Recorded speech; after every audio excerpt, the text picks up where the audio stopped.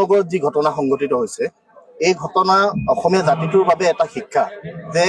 এটা সময়ত বিদেশীৰ আগ্ৰাসনে জাতিটোক হেঁচা মাৰি ধৰে আৰু এটা সময়ত অন্তৰ্দেশীয় যিসকল প্ৰব্ৰজনকাৰী যিসকলে ব্যৱসায় বাণিজ্য কৰিবৰ কাৰণে ইয়ালৈ আহে তেওঁলোকে ব্যৱসায়ৰ সূত্ৰে আহি ইয়াত তেওঁলোকে স্থপতি পাতি তেওঁলোকে নিজৰ মতে ঘৰ বাৰী বনাই ব্যৱসায় বাণিজ্য কৰে অসমৰ বায়ু পানী সেৱন কৰি তেওঁলোকে ব্যৱসায় কৰি ইয়াত উপাৰ্জন কৰে আৰু সেই উপাৰ্জন কৰি তেওঁলোক এনেকুৱা এটা পৰ্যায়লৈ যায় যে অসমীয়া জাতিটোক ৰঙা চকু দেখুৱাব পৰাকৈ অসমীয়া মানুহক ৰঙা চকু দেখুৱাব পৰাকৈ তেওঁলোকৰ দুঃসাহস হয় সেই দুঃসাহস পৰা প্ৰত্যেকটো অপশক্তিক আমি সকীয়াই দিব খুজিছো যে গুৱাহাটীৰ আৰ্যনগৰত সংঘটিত হোৱা ঘটনাটোই সেই ঘটনা হ'ব লাগিব আমি অসমীয়া জাতিটো অতিথিপৰায়ণ সকলোকে আঁকোৱালি লওঁ সেই বুলি এইটো নহয় যে জাতিটো সৰল জাতিটোৰ সৰলতাটো আমাৰ দুৰ্বলতা আমি সকলো শক্তিক প্ৰতিহত কৰিব পৰাকৈ সকলো অপশক্তিৰ বিৰুদ্ধে যুঁজিব পৰাকৈ জাতিটোৰ মাজত শক্তি আছে প্ৰয়োজনত সেই ঘটনাৰ পৰৱৰ্তী সময়ত তেওঁলোকে দেখিছে অসমীয়া মানুহৰ ষ্ট্ৰেছ তেওঁলোকে দেখা পাইছে অসমীয়া মানুহৰ উষ্মা তেওঁলোকে দেখা পাইছে আৰু সেই উষ্মাক যাতে তেওঁলোকে পুনৰবাৰ জাগৃত কৰাৰ চেষ্টা নকৰে অসমীয়া জাতিটোৱে সকলো সময়তে সংগ্ৰাম কৰিছে মোগলৰ বিৰুদ্ধে যুঁজ দিয়া জাতি আৰু এই জাতিটোক জুইৰ লগত তুলনা কৰা হয় আৰু জাতিটোৰ জুইকুৰাৰ লগত জীয়া জুইকুৰাৰ লগত খেলাৰ দুঃসাহস কাকো নকৰিবৰ কাৰণে সকীয়াই দিছো নহলে আহিব লগা দিনত উচিত প্ৰত্যুত্তৰৰ সন্মুখীন হ'বলৈ তেওঁলোক সাজু হৈ থাকিব লাগিব আৰু চৰকাৰেও এইসকল লোকক নাকি লগোৱাৰ ব্যৱস্থা কৰিব লাগিব আমি যি অঞ্চলত আজি উপস্থিত হৈছো দেৰগাঁৱৰ পৰা নাতি দূৰত্বৰ এটা অঞ্চল ব্ৰহ্মপুত্ৰ চিৰিষ্টিকা ইয়াত যিখন মানে শিক্ষানুষ্ঠানৰ বাকৰিত আমি উপস্থিত আছো এই শিক্ষানুষ্ঠানখন এতিয়ালৈকে প্ৰাদেশিকৃত হোৱা নাই এই অঞ্চলৰ বহু সংখ্যক ছাত্ৰ ছাত্ৰী ইয়াতে শিক্ষাৰ পোহৰ বিচাৰি আহিছে আৰু সেইসকল শিক্ষাগুৰুৱে সেৱাৰ মানসিকতাৰে তেওঁলোকে গোটেই প্ৰক্ৰিয়াটোক আগবঢ়াই লৈ গৈ আছে চৰকাৰে কি চৰকাৰী ব্যৱস্থাপনাৰ আওতাত এওঁলোকক চৰকাৰীকৰণ কৰি ইয়াৰ ছাত্ৰ ছাত্ৰীসকল আৰু শিক্ষকসকলৰ স্বাৰ্থটো সুৰক্ষিত কৰিব পাৰে সেই সন্দৰ্ভত ব্যৱস্থা গ্ৰহণ কৰিব লাগে তাৰ লগে লগে এই অঞ্চলটো খহনীয়া আক্ৰান্ত এটা অঞ্চল এই অঞ্চলত যিসকল লোক আছে কোনোবা মাজুলীৰ পৰা আহি ইয়াত বানগৰা খহনীয়াত ক্ষতিগ্ৰস্ত হৈ আহি ইয়াত উপস্থিত হোৱা লোক তেওঁলোকে ইয়াতে ঘৰ বাৰী বনাইছে কিন্তু এইসকল সম্পূৰ্ণ খিলঞ্জীয়া ভূমিপুত্ৰ আৰু এইসকল খিলঞ্জীয়া ভূমিপুত্ৰৰ কিন্তু আজিলৈকে তেওঁলোকে যি স্থানত বসবাস কৰি আছে সেই স্থানত তেওঁলোকৰ মাটি পট্টা নথকাৰ কথাটো আমি অৱগত হৈছো আমি এই সন্দৰ্ভত ছাত্ৰ সন্থাৰ আমাৰ কৰণীয়খিনি কৰিম ৰাইজৰ অভিভাৱকত্বৰে ৰাইজক লগত লৈ আমি সংশ্লিষ্ট কৰ্তৃপক্ষ বিভাগ চৰকাৰৰ ওচৰলৈ যাম খহনীয়া ৰোধ কৰিবৰ কাৰণে এটা বিশেষ পেকেজৰ আমি দাবী উত্থাপন কৰিছো তাৰ লগে লগে ইয়াৰ ভূমিপট্টা প্ৰদানৰ ক্ষেত্ৰত কি আশা আছে আগতে ইয়াত খাজনা লৈ আছিল এতিয়া খাজনা লোৱাও বন্ধ কৰিছে এইসকল খিলঞ্জীয়া ভূমিপুত্ৰক যাতে এইখন যিখন NDA চৰকাৰ চলি আছে তেওঁলোকৰ দলটোৱে জাতি মাটি ভেটিৰ শ্লোগান উৰাইছিল আৰু এই খিলঞ্জীয়া ভূমিপুত্ৰসকলৰ স্বাৰ্থ যাতে তেওঁলোকে সুৰক্ষিত কৰে তেনেকুৱা ব্যৱস্থা কৰিবৰ কাৰণে ছাত্ৰ সন্থাই অনাগত দিনত উদ্যোগ গ্ৰহণ কৰিব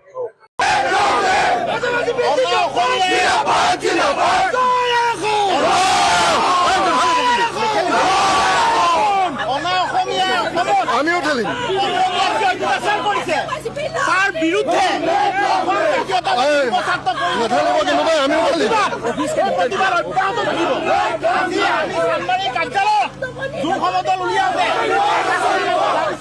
আমি এটা কথা ক'ব লাগিব থাকিব লাগিব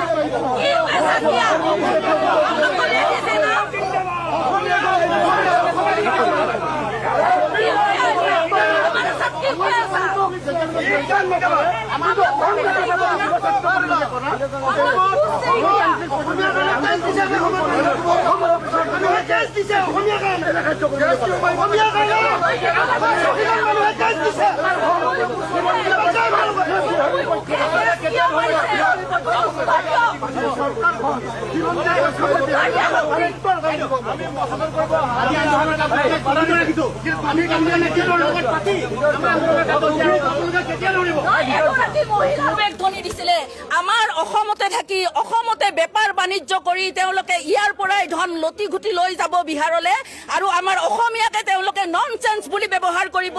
এইটো কোনো কাৰণতে গ্ৰহণ কৰিব নোৱাৰো আজি 48 ঘণ্টা উকলি গ'ল তেওঁলোকে প্ৰশাসনে আজিও গ্ৰেপ্তাৰ কৰিবলৈ সক্ষম নহল আজি আমি অসম জাতীয়তাবাদী যুৱ ছাত্ৰ পৰিষদে গণতান্ত্ৰিকভাৱে আমি আন্দোলন আৰম্ভ কৰিছিলো কিন্তু তেওঁলোকে বেৰিকেড বান্ধিছিলে আমি সেই বেৰিকেডলৈকে গৈ নাপালো নপোৱাতে তেওঁলোকে আমাক গেছ মাৰি পেলে যিখিনি তেওঁলোকে আমাৰ সতীৰ্থসকলক অসুস্থ কৰিলে ইয়াৰ উত্তৰ কিন্তু অসম আৰক্ষীয়ে আমাক দিব লাগিব কিহৰ কাৰণে কৰিলে এইটো কাৰ চুতলিপি মতে তেওঁলোকে এই অসমীয়াক দম দিব অসমীয়াক মাৰিব এইটো কেনেকুৱা কথা কওকচোন আজি আমি সহ্য কৰিব নোৱাৰো অসমীয়া দাদাগিৰি কোন ধৰণৰ মানিব নোৱাৰো আৰু বিজয় গুপ্তা অতি বিহাৰীক অতি মাৰিব লাগে আৰু বিহাৰীক মাৰিব লাগে চচৰাই মাৰিব লাগে বিহাৰীক আজি বিজয় গুপ্তা চিকাই এমাহ হোৱা নাই তাৰ বংশত দাদাগিৰি আৰম্ভ হৈ গ'ল অসমত থাকি অসমৰ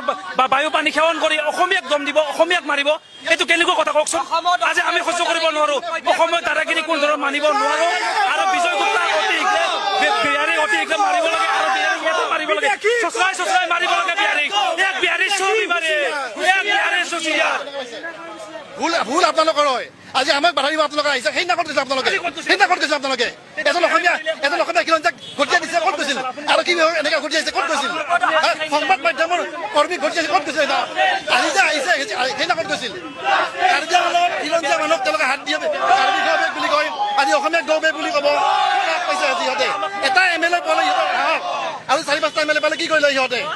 আজি এটা মিলতে ইমান দাদাগিৰি কি হ'ল আৰু 4-5টা MLA হ'লে সিহঁতে আজি আমাক বাধা দিব আহি গৈছে আপোনালোকে আমি অসমীয়া মানে একো নকৰে আমাৰ তেজ ঠাণ্ডা সেইকাৰণে আপোনাৰ আগুৱাই আহিছে সেইদিনা ক'ত গৈছিল আমাৰ অস্তিত্ব নাই আমাৰ গুৱাহাটী মানে মাৰ খাব লাগে আমাৰ অস্তিত্ব নাই ক'ত গৈছে আপোনালোকে বিজয় গুপ্তা আসলে আমি দেখুৱাই আছো সমগ্ৰ পৰিৱেশ এনেদৰে উত্তপ্ত পৰিস্থিতিৰ সৃষ্টি হৈছে বৰ্তমান সময়ত ৰাজ্যনগৰত আৰু আৰক্ষীয়ে প্ৰতিবাদকাৰীক বাৰে বাৰে বুজোৱাৰ চেষ্টা অব্যাহত ৰাখিছে কোনো কাৰণত যাতে শান্তিৰ সম্প্ৰীতি বিঘ্নিত নহয় তাৰ দাদাগিৰি আৰম্ভ হৈ গ'ল আজি বিজয় গুপ্তা চিকাই এমাহ হোৱা নাই তাৰ বংশত দাদাগিৰি আৰম্ভ হৈ গ'ল অসমত থাকি অসমৰ বায়ু পানী সেৱন কৰি